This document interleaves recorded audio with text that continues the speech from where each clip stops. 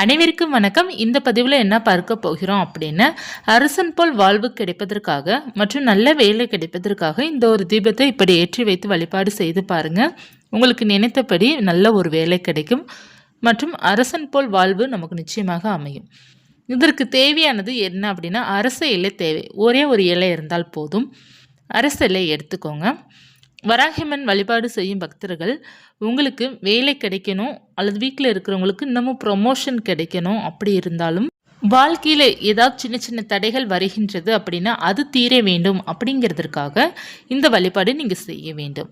வராகி அன்னைக்கு தேய்பிறை பஞ்சமி தினத்தன்று நீங்கள் தேங்காய் தீபம் ஏற்றி வழிபாடு செய்தாலும் இந்த தீபமும் தாராளமாக ஏற்றி வைத்து வழிபாடு செய்யலாம். இப்போது மாலை 6 மணிக்கு சனிக்கிழமை மாலை 6 மணிக்கு மேலே நீங்கள் வராகி அன்னைக்கு பஞ்சமி பூஜை செய்யலாம்.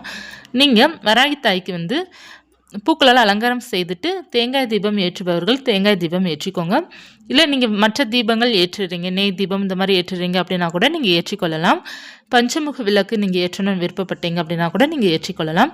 ஏற்றிட்டு நீங்கள் தனியாக ஒரு அரச இலை எடுத்துக்கோங்க. நமக்கு அரச மரம் பக்கத்தில் இருக்குன்னா அங்கே இலை கிடைக்கும். ஒரே ஒரு இலை இருந்தால் கூட போதும். அரச இலை எடுத்து அதை சுத்தமான தண்ணீரில் வாஷ் பண்ணிக்கோங்க. சுத்தப்படுத்திட்டு அதை பார்த்தீங்கன்னா மஞ்சள் குங்குமம் பொட்டு வச்சுட்டு இந்த இலையில் மஞ்சளால் சொப்ஸ்டிக் சின்னம் வரைஞ்சிக்கோங்க. வரைஞ்சிட்டு அதற்கு நடுவில் பார்த்தீங்கன்னா குங்குமம் வச்சுருங்க. வைத்துட்டு அதற்கு மேலே மஞ்சள் தூவி விட்டுக்கோங்க. 1 ஸ்பூன் அளவுக்கு மஞ்சள் எடுத்து நீங்கள் அந்த சொஸ்டிக் மேலே அப்படியே லைட்டாக தூவி விட்டுக்கோங்க. தூவி விட்டுட்டு அதற்கு மேலே ஒரு அகல் விளக்கு வச்சு அதில் நல்லெண்ணெய் விட்டுக்கோங்க. நல்லெண்ணெய் விட்டு பஞ்சு திரி தீபம் போட்டோ அல்லது தாமரத்தண்டு திரி போட்டோ நீங்கள் தீபம் ஏற்றி வச்சுக்கோங்க.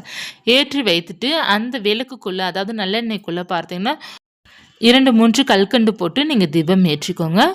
உங்களுக்கு நல்ல ஒரு வேலை கிடைக்கும். நீங்கள் மகிழ்ச்சியான வாழ்க்கை நிச்சயமாக வாழ முடியும்.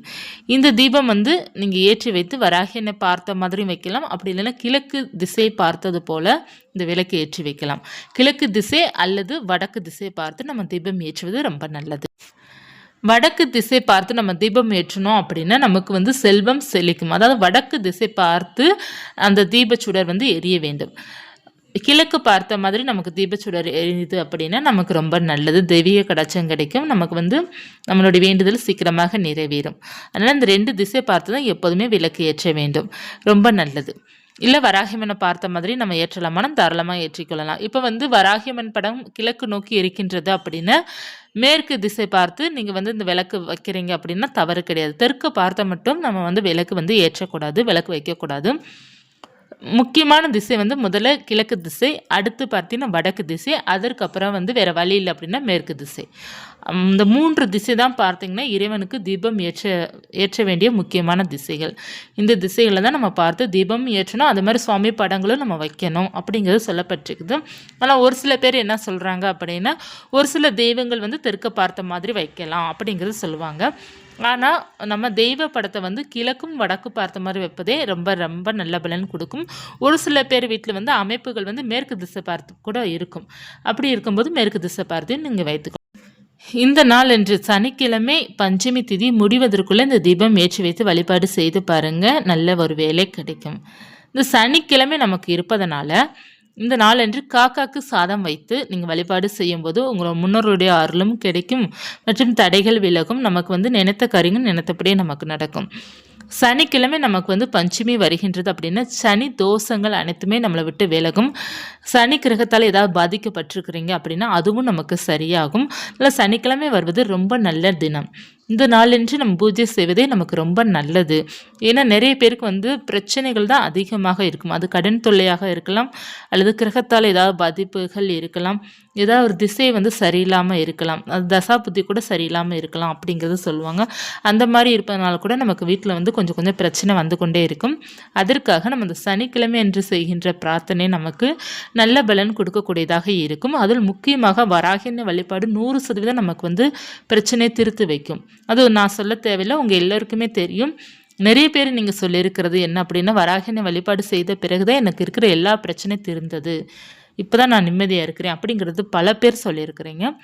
தாய் நமக்கு பிரச்சனை தீர்த்து வைக்கக்கூடிய தெய்வம் தான் வராகி அன்னை. அதனால் இந்த சனிக்கிழமை வருது அப்படின்னு ரொம்ப நல்லது. ஏன்னா சனிக்கிழமை தான் வராகி அன்னைக்கு உகந்த நாள்.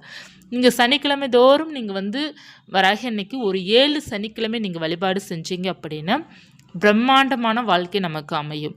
ஏன்னா பிரச்சனை எல்லாமே டோட்டலாக நமக்கு தீர்ந்துடும். நல்ல ஒரு வாழ்வு வந்து வராகினே நமக்கு கொடுப்பாங்க. நீங்கள் வேணால் 7 வார சனிக்கிழமை வந்து வழிபாடு செய்யுங்க. 7 வார சனிக்கிழமை எப்படி வராகி அன்னைக்கு வழிபாடு செய்யணும் அப்படின்னா, மாலை 6 மணிக்கு மேலே வராகி அன்னைக்கு ஒரு நல்லெண்ணெய் தீபமோ அல்லது நெய் தீபமோ நீங்கள் ஏற்றி வைத்துட்டு, வராகி அன்னைக்கு செவ்வரளி பூக்களால் அலங்காரம் செய்துட்டு, உங்களால் முடிந்த அளவுக்கு நெய்வேத்தியம் வைத்துட்டு, வராகி அன்னையோட 108 போற்றிகள் சொல்லி நீங்கள் வழிபாடு செய்யும்போது குங்குமத்தால் அர்ச்சனை பண்ணலாம். அப்படி இல்லை என்றால் பூக்களால் அர்ச்சனை பண்ணலாம். அர்ச்சனை செய்து நீங்கள் வழிபாடு செய்யும்போது உங்களுக்கு நல்ல பலன் கிடைக்கும். ஒவ்வொரு சனிக்கிழமையும் நீங்கள் வழிபாடு செய்யணும். 7 சனிக்கிழமை நீங்கள் எடுத்து வழிபாடு செய்யணும். 7 ஜென்ம பாவங்களும் போகும். நமக்கு வந்து 7 ஜென்ம புண்ணியமும் நமக்கு கிடைக்கும். நமக்கு வந்து இருக்கிற அனைத்து வித பிரச்சனைகளும் முற்றுப்புள்ளி வைக்கும் மற்றும் கடன் தொல்லைகள் வந்து நீங்கும். சனிக்கிழமை மட்டும் அந்த அளவுக்கு நமக்கு ஸ்பெஷலான வழிபாடு. நீங்கள் 7 சனிக்கிழமை கூட அரசில் தீபம் ஏற்றலாம். வேலை கிடைக்கணும், நல்ல வேலை கிடைக்கணும், நல்ல வாழ்வு அமைய வேண்டும் அப்படிங்கிறதுக்காக நீங்கள் 7 வார சனிக்கிழமை கூட அரசில் தீபம் ஏற்றலாம். அப்படி இல்லைன்னா நார்மலாக அகல் தீபம் மட்டும் நீங்கள் ஏற்றி வைத்து வழிபாடு செய்யலாம். இந்த பஞ்சமிக்கு கூட ஸ்டார்ட் பண்ணி நீங்கள் செய்து பாருங்கள். ரொம்ப நல்ல மாற்றங்கள் உங்கள் வாழ்வில் இருக்கும். 7 சனிக்கிழமை மிஸ் பண்ணிடக்கூடாது. இதில் ஏதாவது ஒரு சனிக்கிழமை உங்களுக்கு மிஸ் ஆகும் பார்த்தீங்களா? ஏன்னா டேட் வந்துடும் இல்லையா, மாதவிடாய் வந்துடும் இல்லையா? அப்படி இருக்கையில் அந்த சனிக்கிழமை மட்டும் ஸ்கிப் பண்ணிவிட்டு இப்போ 3 வாரம் செய்துருக்கீங்க அப்படின்னா 4வது வாரம் உங்களுக்கு பீரியட்ஸ் ஆயிடுச்சு அப்படின்னா அந்த சனிக்கிழமை விட்டுட்டு அடுத்த சனிக்கிழமை நீங்கள் 4வது வாரமாக கணக்கு பண்ணி மொத்தம் 7 வாரம் நீங்கள் வந்து வழிபாடு செய்ய வேண்டும். இந்த பதிவு உங்களுக்கு மிகவும் பயனுள்ளதாக இருக்கும்னு நினைக்கிறேன். இருந்தால் லைக் பண்ணிக்கோங்க. இது போன்ற ஆன்மீக தகவலுக்கு சேனலை சப்ஸ்கிரைப் பண்ணி வச்சுக்கோங்க. நன்றி.